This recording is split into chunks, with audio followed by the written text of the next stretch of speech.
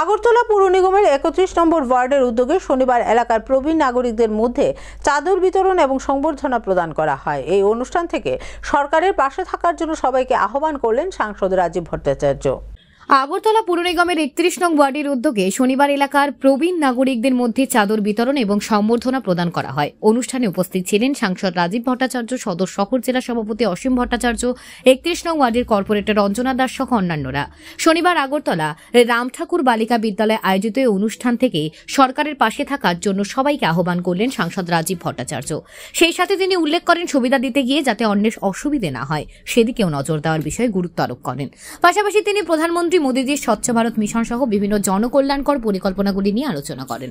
আমি ধন্যবাদ জানাই আমাদের কর্পোরেটর মহোদয়াকে যে উনি দৃঢ়তার সঙ্গে এই বিগত ৩ বছরে এই ৩১ নম্বর ওয়ার্ডের নাগরিকদের সুবিধা দেওয়ার জন্য উনি অক্লান্ত পরিশ্রম করেছেন এবং বিগত যখন আমাদের এই ৩১ নম্বর ওয়ার্ডে একটা বৃহৎ অংশ ফ্লাড এফেক্টেড এরিয়া, বন্যায় কবলিত অনেক জায়গায় জল উঠে মানুষের খুব অসুবিধার সম্মুখীন হয়েছেন, কিন্তু আমি দেখেছি একজন মহিলা হয়েও উনি সেই বাইকের পিছনে ছুটে বেড়াচ্ছেন এবং মানুষকে উদ্ধারের কাজে হোক, মানুষদের খাওয়া, টিফিন সমস্ত কিছু ব্যবস্থা করার দিকেই হোক একটা উদ্যোগ গ্রহণ করেছেন।